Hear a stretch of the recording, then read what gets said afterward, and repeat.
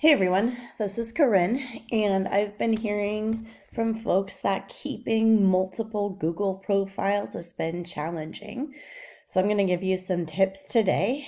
In technology, we've been dealing with this for about a decade, and so we have lots of empathy for what you're going through, and we do have some extreme strategies. So if you don't like mine, that's totally fine. There are lots of different ideas that we've implemented down in tech to just for task and time management. So if my ideas don't work, don't worry, we'll get back together and give you some other ideas for sure. We did publish some information about this prior to the transition. If you need that literature again, it's on our blog, or I'm happy to send it to you. Just let me know. So to begin, as an example, I have all my Northwest Regional email forwarded over to the Cascade Tech side, which has saved me a lot of time. So this would be, I know some of you are not just in one other district, but in multiple districts. So if you choose one landing spot for all of your mail, that's probably going to save you a lot of headaches. The other nice thing about it is when the mail gets forwarded and it has a calendar invite, when you click yes or no or maybe on that calendar invite, it will go to the account in which you clicked it. So the calendar is related to the mail. So when I have mail sent from Northwest Regional, which is where I am now, over here to Cascade Tech, when I click accept in a calendar invite, it goes onto my Cascade Tech calendar, not my Northwest Regional. So I do have to switch accounts to Northwest Regional to book rooms, but other than that, I completely operate out of the Cascade Tech side. So the way that you forward mail is in the account where you want the mail to forward from, you go to settings and go to the tab marked forwarding and pop/IMAP. And then you mark the radio button for forwarding a copy of incoming mail. You enter the address that you want it to go to. And then Google sends you through a couple of different steps to make sure it's a legitimate request. So a mail or a message went over to the Cascade Tech side. It gave me a little code when I said it was me. And yes, I was making this request. I had to enter the code on this side. And then it asked me if I wanted to save a copy in this mailbox. And I said, yes. It's not, I've never come back here to look up an old message ever, but we have unlimited space in Google because we're an education domain. So it's not a big deal to just leave it here. So that's how you get mail from one inbox to another, and it's all automatic. I do check it doesn't forward spam, so I check this spam folder every once in a while and never have anything here that I really want. So that is kind of important. And then I do leave this open in a tab because I like to chat with people in the agency. Chat's a great way to get some quick answers from people that then you don't have to send the message. You save yourself some time and save them a little time too if they're online. So back here on the Cascade Tech side, the mail forwarding is one way that is saving me a lot of time in terms of just a common landing spot for all the mail. The other thing is I have this is my home computer. I think there are 4 different accounts open. Yeah. So I have 4 Google profiles here, and you'll notice as I flip through them, they all have a different theme on them. So the background for each of them is different. I don't do that for aesthetics.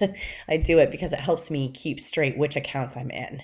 So the way that you add a theme is, again, over here in settings, you can go directly to themes here, or if you go to settings, it's the last tab.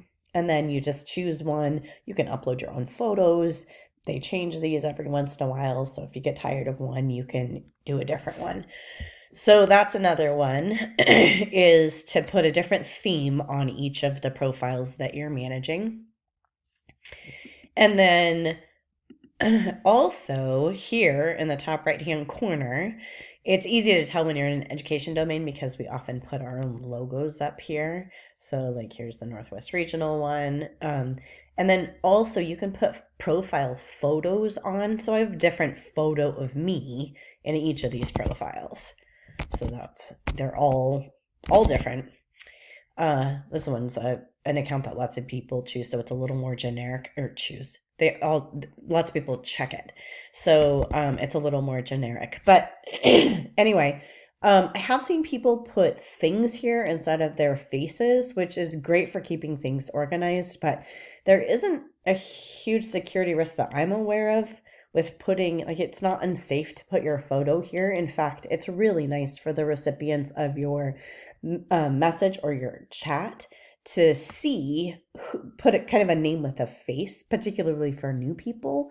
So it's not risky that I'm aware of. If you know something different or have a story about that, I'd like to know it, so I stop telling people that it's not okay, or that it is okay. So different photos, different themes on each account help me quickly figure out where I am and what the heck I'm doing. And these are the same. The themes and the profile pictures are the same on every machine I use. So when I go to work, the themes are the same across, and I can quickly tell where I am. I did a training out at ADTP today. When I logged into that and to my account on the desktop computer that I was using to do the training, they were all the same there as well. So that's nice. They're mobile, they move with you, which is spectacular. So then switching over to the calendaring side, there are a couple of strategies here that help with keeping things straight. You can see that I have several calendars sort of overlapped here. They're all indicated by different colors. So this is a generic calendar that I pulled for US special days and holidays.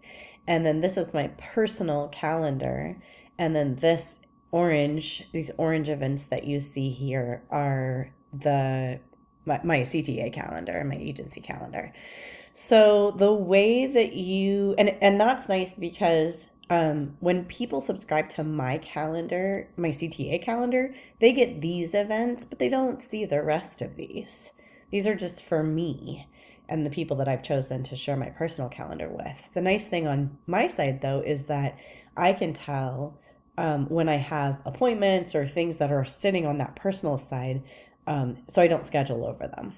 So the way that you share a calendar, and here's my list of calendars over here, is there, as you hover over each of the calendars, you get 3 buttons. So when you go to share a calendar, you click those 3 buttons, and then you go down to access permissions. And I have shared my calendars with specific people. So you just click this add people, type in an email address. And like I said, on the personal side, I have it shared with my family and lots of other people. You can create a calendar at any time and share it with people.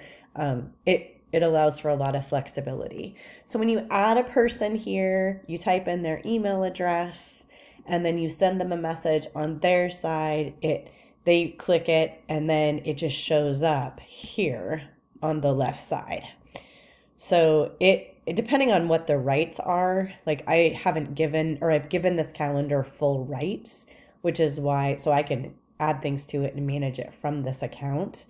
If you don't give it rights, like if you just have viewing rights, it's going to show up here under other calendars. So the ownership, the ones you actually own and you can do anything with, show up under my calendars, and that's going to be in any Gmail account. So there's lots of overlap there, which is spectacular. It's all color coded. You can actually customize the color coding. So I could change these from this bright green to this beautiful fuchsia color. So you've got lots of options here, and those are kind of the main ways I'm keeping things straight right now. Again, we have lots of other strategies. So just in review, if you put a theme on each of your accounts, you have a different profile photo for each of these accounts, and then you share calendars accordingly. That's going to help keep things straight. And if you have any questions or want me to walk you through any of these, I'm so happy to do it. So thanks for listening.